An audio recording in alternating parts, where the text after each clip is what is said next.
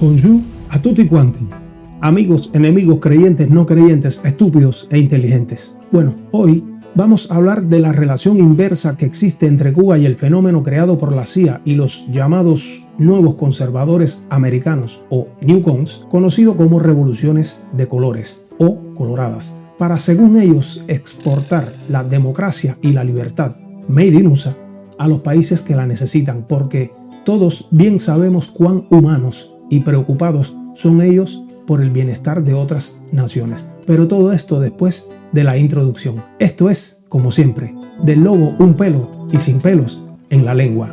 Sigla.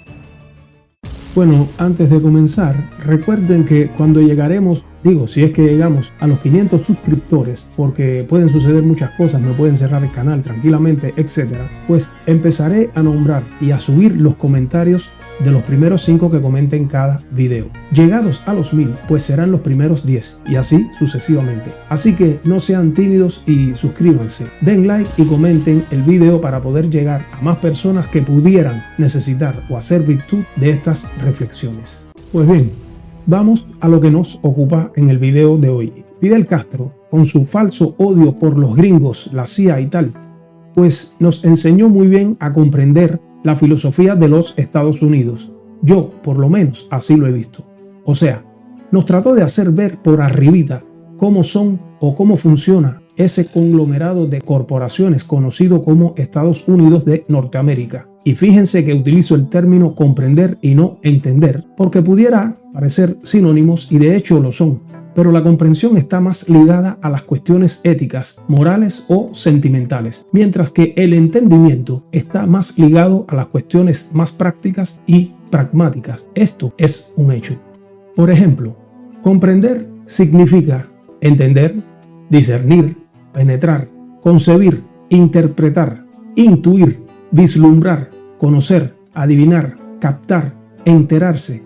Pero comprender también aparece en las siguientes entradas o acepciones: abarcar, abrazar, aclarar, aclararse, alcanzar, aprender, calar, calarse, calibrar, captar, captarse, concebir, conocer, conocerse, contener, contenerse, humanizarse, ver, verse, descifrar, digerir, discernir, distinguir, distinguirse, encerrar, encerrarse, englobar, entender, entenderse, imaginar, imaginarse, implicar, implicarse, incluir, incluirse, penetrar, percibir, pillar, razonar, rodear, saber, tolerar, vislumbrar. O sea, la comprensión es más abarcadora de la realidad, mientras que el entendimiento es más directo en el concepto mismo, digamos, es más conciso. ¿Por qué digo todo esto? ¿O por qué hago esta aclaración? Pues porque de aquí parte, en mi opinión, la confusión mundial de la teoría de las revoluciones coloradas que, repito, son el sistema de exportación de la democracia y de la libertad made in USA a aquellos países o naciones que no se alinean con sus principios o intereses hegemónicos o económicos. Así de simple. Para nadie es un secreto, o mejor dicho, para nadie debería ser un secreto que los Estados Unidos de Norteamérica son una especie de imperio, y es triste que muchísimos cubanos se sientan orgullosos de vivir allí, pero bueno, cada cual con su cruz. Decía que es una especie de imperio que ha ya completado su ciclo útil como tal. Quiero decir, su vida útil se acaba, pues está por cumplir sus 250 años de existencia. Y como nos demuestra la madre historia, ese es el periodo en el cual todos los imperios existentes han comenzado su inexorable caída o decadencia. Y este norteamericano no es la excepción. No solo, la caída de este imperio va mucho más allá, va mucho más rápido que la caída de los otros que han existido. Vaya, va para abajo como una locomotora sin frenos y sin maquinista. Digo esto porque ante el eminente ocaso, pues además de las invasiones militares directas que todas han fracasado, desde Corea en 1953 hasta Afganistán en 2001, so pretexto del terrorismo que fue creado por ellos mismos y el Mossad, pero que ya sabemos que todo fue por el control de las drogas que se producen en la región, sobre todo el opio, que es la materia prima del famoso fentanilo que tanto está destruyendo el tejido social norteamericano.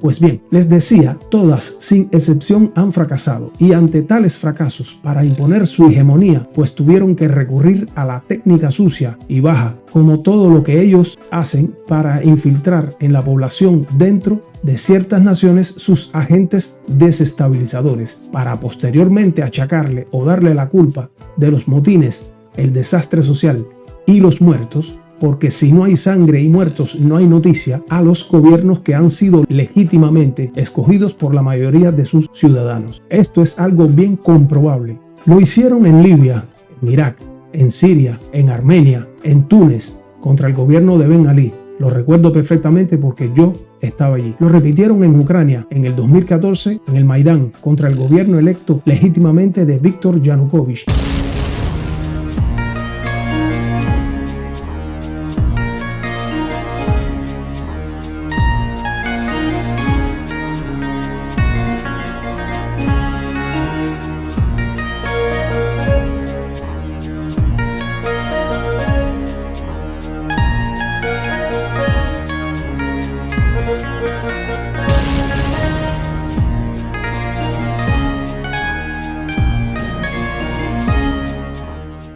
Il deputato ucraino Zarov denuncia in Parlamento l'operazione Tech Camp, gestita dall'ambasciata americana di Kiev per organizzare e guidare tramite i social la rivolta popolare.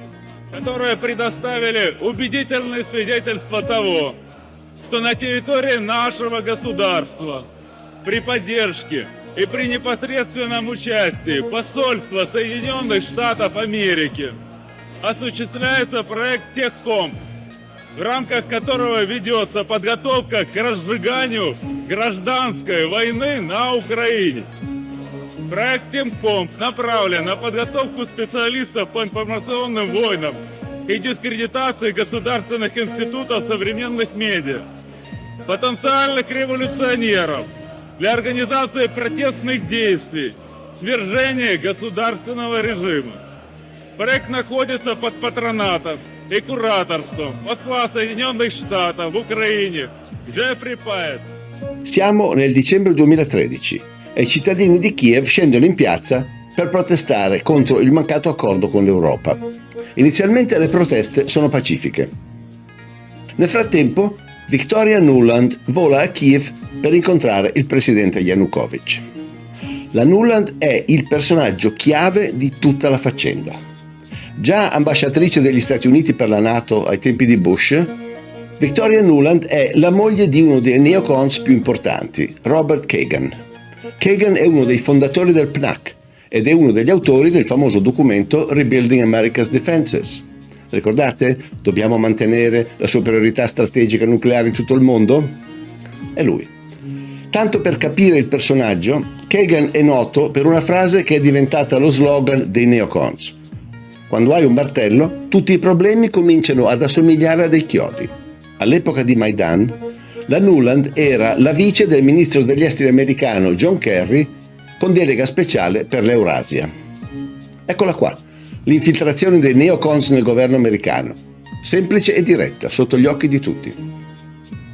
Nel dicembre 2013, di fronte all'associazione USA-Ucraina, Victoria Nuland racconta del suo incontro appena avvenuto a Kiev con il presidente Yanukovych. Praticamente la Nuland gli ha detto: sono 5 anni che lavoriamo per portare l'Ucraina in Occidente, abbiamo già speso 5 miliardi di dollari, tu devi firmare l'accordo con l'Europa. altrimenti per te non c'è futuro. I spent more than 2 hours with President Yanukovych.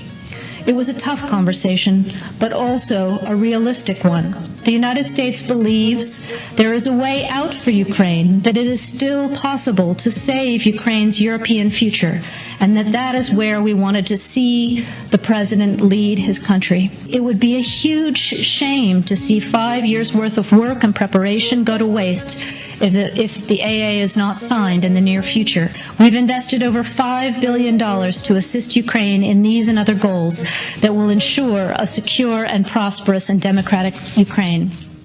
Ma Yanukovych, nonostante le pressioni dell'Occidente, non cede e si rifiuta di firmare l'accordo con l'Europa. A quel punto gli americani decidono che è giunto il momento di toglierlo di mezzo. Le proteste di Piazza Maidan, che erano iniziate in modo pacifico, improvvisamente diventano violente.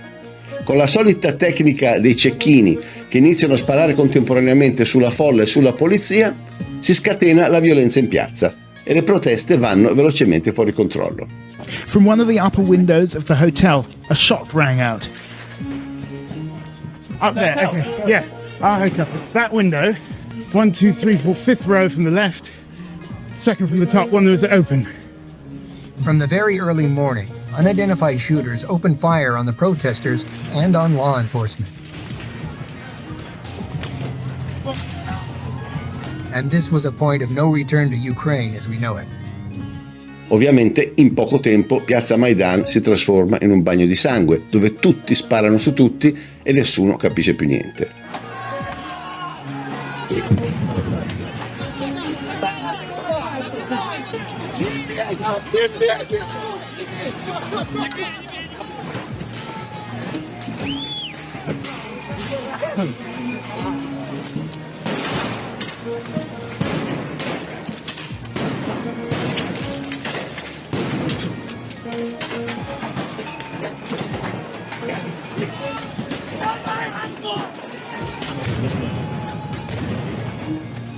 Dopo 3 mesi di rivolte, qui adesso la facciamo breve, il presidente Yanukovych viene deposto ed è costretto ad abbandonare il paese, rifugiandosi in Russia. Al suo posto verrà eletto Petro Poroshenko con primo ministro Yatsenyuk, ovviamente graditi all'Occidente, e il colpo di Stato è completato. C'è però chi nega che questo sia stato un colpo di Stato orchestrato dagli americani e dice no, è stato un normale processo democratico interno all'Ucraina. In realtà nessuna manifestazione pacifica ha mai portato da sola al rovesciamento di un governo. Ci vuole sempre una scintilla, qualcosa che da pacifica la trasforma in qualcos'altro di molto più efficace. E allora facciamo un passo indietro e andiamo a vedere chi c'era in piazza Maidan ad aizzare le folle contro Yanukovych. Arseny Yatsenyuk, del partito della Timoshenko, insieme a Vitali Klitschko di Udar e Oleg Tyanibok del partito Svoboda. E sono proprio questi 3 personaggi, curiosamente, l'oggetto di una telefonata che avviene in quel periodo fra l'ambasciatore americano Pyatt e Victoria Nuland. Questa telefonata, soprannominata Nuland Gate, doveva restare ovviamente segreta, ma qualcuno l'ha resa pubblica, creando un grande imbarazzo al Dipartimento di Stato americano. Si sentono infatti chiaramente la Nuland e Pyatt che decidono quale dovrà essere la formazione del nuovo governo ucraino dopo il rovesciamento di Yanukovych. Chi potrà farne parte e chi no. Secondo la Nuland, Yatsenyuk può fare il primo ministro, mentre i neonazi Klitschko e Tyanibok sono impresentabili e possono rimanere accanto a lui, ma devono agire nell'ombra. So, I don't think Klitsch should go into the government. I don't think it's necessary. I don't think it's a good idea. In terms of him not going into the government, just let him sort of stay out and do his political homework and stuff. I think Yats is the guy who's got the economic experience, the governing experience. He's the guy, you know, what he needs is Klitsch and Tyanibok on the outside. He needs to be talking to them 4 times a week. Questa telefonata è diventata famosa anche perché ad un certo punto la Nuland si lascia scappare il famoso fuck the EU, cioè vaffanculo all'Europa, quando dice che bisogna portare avanti l'operazione sotto l'egida dell'ONU. So that would be great, I think, to help glue this thing and have the UN help glue it. And, you know, fuck the EU. No, exactly. Alla fine della telefonata, la Nuland conferma all'ambasciatore Payat che c'è l'ok del vicepresidente Biden su tutta l'operazione. Sullivan's come back to me VFR saying you need Biden, and I said probably tomorrow for an attaboy and to get the deets to stick. So Okay. Biden's willing.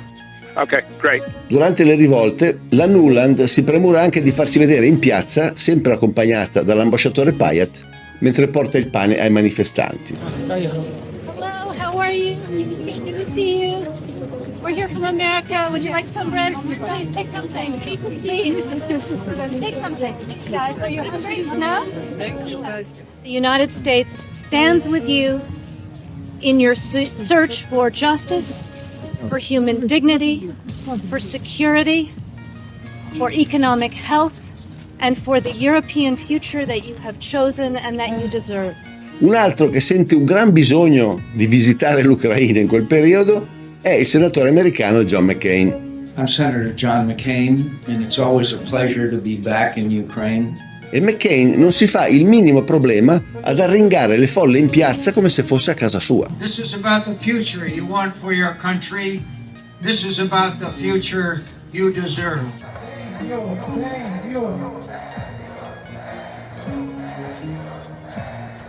E guardate un po' chi c'è sul palco insieme a John McCain.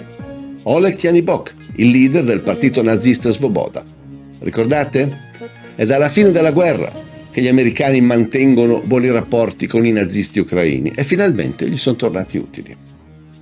Ora, qui non è che noi usiamo il termine nazista così in modo arbitrario. Tanto perché sia chiaro con chi abbiamo a che fare, questo è un post di Tyanibok comparso sul sito ufficiale di Svoboda, il suo partito. Чтобы создать действительно украинскую Украину, физически ликвидировать всю русскоязычную интеллигенцию и всех украинофобов быстро, без суда и следствия, расстрелять. Реестр украинофобов на своем участке может составить любой член «Свободы», казнить всех членов антиукраинских партий и организаций, не только пророссийских, но и прорумынских, провенгерских, протатарских. Русскоязычная аморфная биомасса живых желудков – это стадо надо ликвидировать где-то на 5-6 миллионов особей. E bravo John McCain, è così che si esporta la democrazia. Ed ecco qui la Nuland con i suoi tre gioielli. Yatsenyuk, il volto presentabile della destra, Klitschko Diodar e Tyanibok, il neonazista che farà il lavoro sporco stando fuori dal governo. Gli stessi tre di piazza Maidan. A volte, quando si dice le coincidenze. A Klitschko poi viene dato un contentino e diventa sindaco di Kiev. E nuovamente chi c'è a congratularsi con lui per l'elezione a sindaco? Ma Victoria Nuland, ovviamente. È stato fantastico. Pensate, il vice ministro degli esteri americano che sente il bisogno di complimentarsi con il neoeletto sindaco di Kiev. Dopodiché un bel bacino a Yatsenyuk, una stretta di mano dell'ambasciatore Payat e il nuovo governo installato dagli americani è pronto ad operare sotto la presidenza di Poroshenko, filo americano ovviamente. A questo punto Yatsenyuk inizia a darsi da fare per portare l'Ucraina verso la NATO. Ma congeliamo un attimo la questione internazionale, ricordiamo siamo nel 2014, e vediamo prima cosa succede all'interno del paese dopo il colpo di Stato.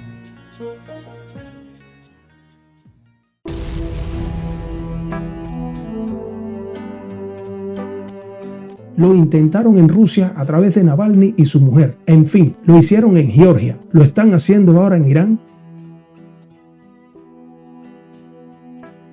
Lo han hecho durante años en Venezuela, hasta que ahora fueron más allá y secuestraron a su presidente. En fin, esta es, digamos, su técnica más moderna y probada de invasión de falsa bandera para tumbar gobiernos a ellos hostiles o simplemente gobiernos que no quieren someterse a sus imposiciones y así justificar los golpes de estados interinos, porque la invasión militar es muy costosa y ellos ya no tienen culo con qué sentarse. Es una corporación que superó ampliamente los 34 billones de dólares de deuda externa, así de sencillo, porque obviamente todo lo que hay detrás de estas revoluciones coloradas son intereses económicos para sostener aquel árbol semicaído y podrido que se llama Estados Unidos. Pero el problema es que lo hacen todo mediante una violencia sin precedentes. Vaya, estilo Mossad. Porque detrás de todo esto, hay que decirlo, está siempre el Mossad israelí. De eso no cabe la menor duda. Esta organización es la que controla la CIA y el FBI, y sus justificaciones son la cosa más curiosa, porque siempre utilizan hasta el aburrimiento los mismos elementos, que si en esos países no hay libertad, que si no hay democracia, que si sus líderes o presidentes son unos dictadores, que si meten preso a los disidentes, que si los fusilan o los silencian, que si la pobreza, la falta de recursos de la población o la falta de alimentos adecuados, que si poseen armas de destrucción masiva o armas químicas, en fin, todo esto es parte de su vasto repertorio o técnica de convencimiento, y todo eso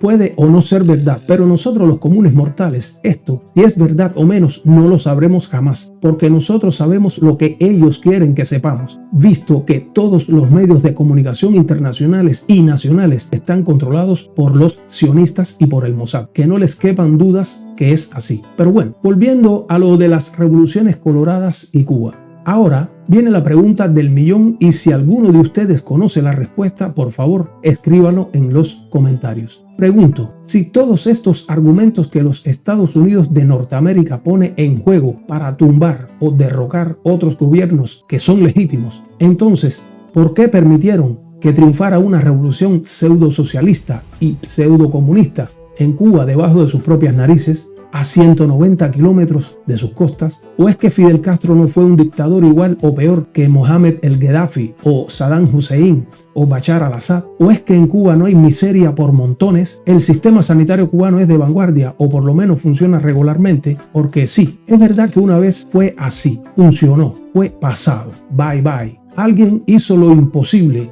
porque ese mismo sistema colapsara, pero alguien se preguntó jamás de dónde salían los recursos o el dinero para que así fuera, porque eso duró mientras Fidel estaba vivo, porque además Cuba siempre fue un país pobre, de escasos recursos limitados económicos y con una deuda infinita, sin entrar en el detalle político e ideológico. Esto es innegable. O me quieren hacer creer que Fidel Castro no encarceló y asesinó a todos los que no estaban de acuerdo con él, incluso a sus propios compañeros de lucha. Entonces, ¿por qué en Cuba en 67 años no se ha producido jamás una revolución de colores o una verdadera invasión armada, pero no como la comedia o el fotomontaje de Girón en 1961, que sirvió más a Fidel para hacerse propaganda que otra cosa? No, como hicieron en Kosovo en 1999 o ahora mismo en Venezuela, por ejemplo. ¿No les llama la atención este dato tan sencillo? Han realizado, distribuido e implantado revoluciones de colores por todo el mundo. Han bombardeado y masacrado a millones de seres humanos a sus antojos a miles de kilómetros de distancia de Washington en nombre de la libertad y la democracia, pero no lo han podido hacer a 180, 190 kilómetros de sus costas. Esto ya no es solo curioso, sino que demuestra evidentemente que no lo hacen en Cuba porque no tienen necesidad de socavar o desestabilizar algo que les pertenece y que tienen bajo un férreo y estricto control a través primero con Fidel Castro y después de su muerte ahora con estos dos energúmenos que ni pintan ni dan color. Son dos burros con corbata y charretera que siguen enriqueciéndose ellos personalmente a costillas de un pueblo que siempre se sume cada vez más en la miseria, el sufrimiento y la explotación.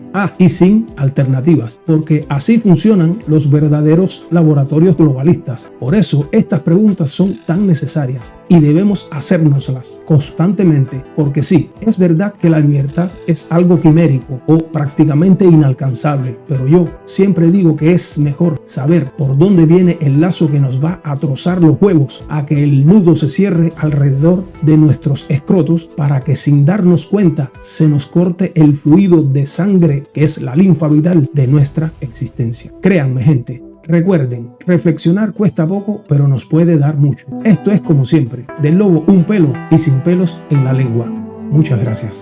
Este mundo está revuelto, pues te mienten sin pudor. Gobernantes, periodistas, las Big Pharma sin control. Te disparan en las venas un veneno aterrador que te pone como un zombie al servicio del Señor.